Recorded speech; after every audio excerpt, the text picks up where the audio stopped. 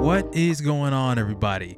As I'm sure you are all aware, Steam Next Fest just happened and there were so many games to play and try out, and I was so overwhelmed and full of joy at the same time. There were so many games, but so little time. I wish I could freeze time for a week and try everything I can, but alas, I cannot. But maybe one day we'll see what happens. I'm just kidding. But as I was able to try a number of games, and some in the same genre, but I did a little bit of branching out to diversify my gaming palette. So I figured I would bring this video to you instead of my monthly indie games I was looking forward to this month. So here are the 8 games I played over Steam Next Fest. Let's get into it. First game I got up is Below the Stone, developed by Treaure Art and published by Apogee Entertainment. Now, Below the Stone is a pixel art roguelike about dwarves on the quest for the deepest depths, a place where each and every descent will lead to new adventures, and where only the most determined dwarves with many lost lives will be rewarded by the hidden world lying below the stone. Now, I wasn't too sure about this because of how many menus and resources there were, so I kind of put it off initially when I was looking through games for Steam Next Fest. But I decided to give it a try and actually thought it was pretty fun. I like the idea of going out on a dig just to see what you can find, just hacking through a lot of the walls with your pickaxe and your shovel and just going about. And as with any roguelike, each run is different and it gets a little harder as the deeper you go into the mine, and there's a little bit of humorous dialogue as you go back into your hub world. You can also customize your character as well, which is something that you don't get much of. You don't get to always customize your own specific character, but I like being able to customize more on Dwarf to kind of, give it a more unique feel. So I enjoyed that game. It's a fun game, and there's a lot of things to do. Like I said, a lot of menus, a lot of resources to tackle, from upgrading your bank to going through and upgrading your shop, so getting more weapons, just seeing what you go out there, and there's specific tasks that you have to complete in order for you to come back to the mine. So it was a really interesting game. I thought it was fun, had a good time with it. Below the Stone, it's actually planned for early access release on November the 17th, so go ahead and check that one out. Next game I have up is Koboo, the Tree Spirit, developed by Jerome LaBelle and published by Honest Rogue Games. You play as Koboo in this Metroidvania with roguelike elements and a new take on 2D Souls-like combat, where you fight seemingly giant hunters as you rebuild the forest by planting and befriending animals. No grinding required. Fight, garden, and explore.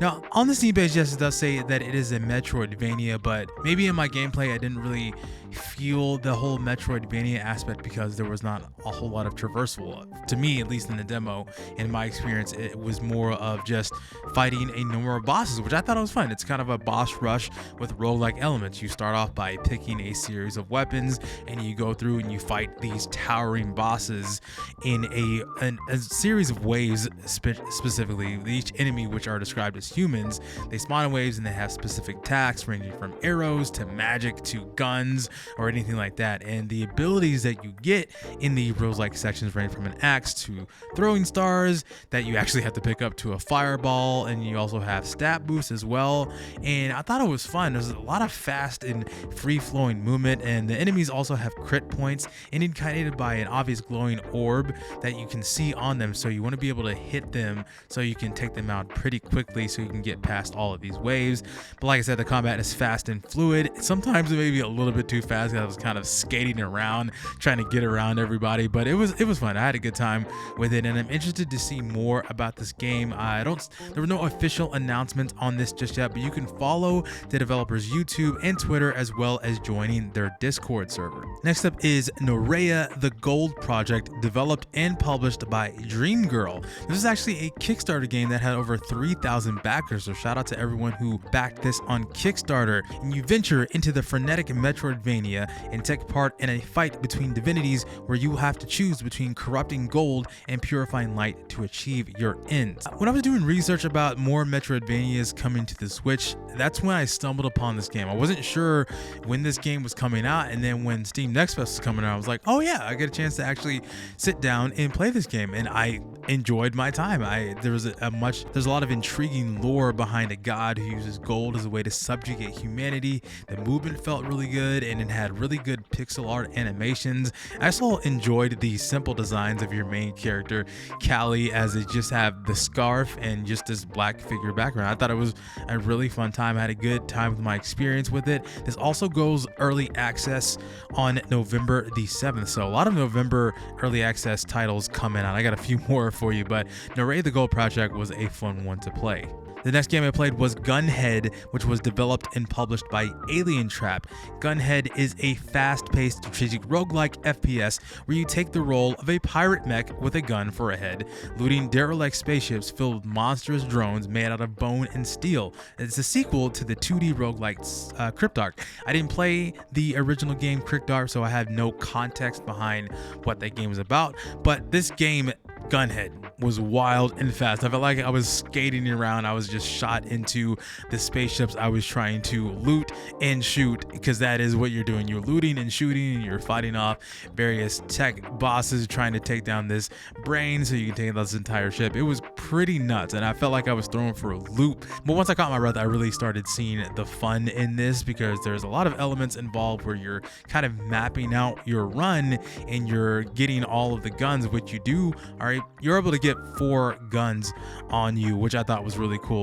Moving can be a little bit fast and can be a little bit jarring at times, but I like the nature of this roguelike, as your score and the amount of money that you get for upgrades is based on how fast you are. There are some objectives that you will complete by maybe leaving something alive or leaving something intact, or maybe just not doing something. So you have to be aware of some of these optional objectives to get the maximum amount of money to take back to your ship. And like I said, I loved you get 4 different gun slots, and there are over 50 weapons to choose from, and it has a full release for November the 8th. Now that is Gunhead. The next game I played was Europa, developed by Helder Pinto and published by Future Friends Game. On the moon of Europa, a lush terraformed paradise in Jupiter's shadow, an android named Z sets out in search of answers. Run, glide, and fly across the landscape, solve mysteries in the ruins of a fallen utopia, and discover the story of the last human alive. Like I said at the beginning of this video, I needed a palate cleanse from all of the action games, and this one fit. This is a 3D exploration game that looks very beautiful. No combat involved. You're just jumping and you're solving puzzles and you're running around in this beautiful Earth-like landscape that is teeming with life. And there's some engaging narration from journal entries that flesh out the story, that immerse you more in this world, and doesn't always run the best. There's a little bit of frame dips here and there, and maybe that was my computer or something like that. But I'm sure that there will be updates as we get closer to the full release in 2024. Definitely keep Europa on your radar. It is a beautiful, great looking game. Go ahead and look that one up. One of the more exciting games that I played during Steam Next Fest was another Crab's Treasure, developed and published by Aggro Crab. In the vibrant undersea kingdom on the verge of collapse, a hermit crab embarks on a treasure hunt to buy back his repossessed shell. The second game from Aggro Crab. I'm not sure what the first game was, but another Crab's Treasure was really cool. It is Crab Souls. That's literally what it is. It's Crab Souls. I heard about this game over a year ago at a Nintendo Indie Direct, and I was wondering when we were going to see more. I saw a little bit of development updates as we've gone on that they pushed it back to a 2024 release, but I'm so glad I finally got to play this one over Steam Next Fest, as it was everything that I was thinking about as it was showed off. Like I said, it's a Souls-like with crabs, with a core mechanic being that you pick up different shells ranging from a bottle cap to a soda can, and each shell has a specific ability that can be used along with your standard attack, heavy attack, and a dodge roll. There's also a grappling hook that slings you across the map as well. I also love the music. If you played the demo, you know in the boss fight there's a beautiful, not beautiful, I would say more funky. This is more funky boss battle theme that I had a great time. I got rocked a lot. It was a tough fight, but it was a fun fight nonetheless. But the full release will be in 2024. Keep your eyes on another Crab's Treasure, because many other people will be playing it over the weeks and months to come. And I'm sure I'm gonna place my bet on this. I think this is gonna be an indie hit in 2024. So keep your eyes on another Crab's Treasure. Another anticipated game I was looking forward to playing was The Last Faith, developed by Kumi Souls Games and published by Playstack, a dark gothic fusion of Metroidvania and Souls-like, The Last Faith thrives on merciless and precise combat with a huge range of weapons, firearms, and custom executions at your disposal. Let nothing stand in your way. Now, I know what you're thinking. This may be some sort of blasphemous clone or some sort of blasphemous ripoff, but I think The Last Faith is more unique and can stand out more, and it really more takes from the Vania side of the Metroidvania, more from Castlevania more than what Blasphemous does, even though it has the heavy church emphasis. But I had a good time with the core combat and abilities. You can actually choose from a number of different classes. There were only 2 available at that time with specific stats, and that definitely leads into the Souls-like combat with all the shortcuts, all of the different abilities that you can slot in on the D-pad. And so there's a lot going on that this game takes inspiration from, but also it kind of makes it more unique. There's also voice acting in this game as well from your main protagonist as well, which is something that you don't get a whole lot in the Souls games, because you have more of a silent protagonist. But like I said, I had a good time with this, and hopefully this doesn't get compared much to Blasphemous as a Blasphemous clone, and I think this is going to be more unique. The Last Faith releases fully on November the 15th. And the last game that I wanted to talk about, I saved this one for last because it was my favorite out of all the games I played, Ending Tau. Developed by Extra Small and published by Sad Socket. Ending Tau is an action roguelike where you morph your body parts with curses that completely change the game. Walk, fly, teleport, or dig your way across the jungle. Explore unique mechanics with endless mix and match upgrades. Unravel a beautiful pixel art land, rebuild your village, and end Tau.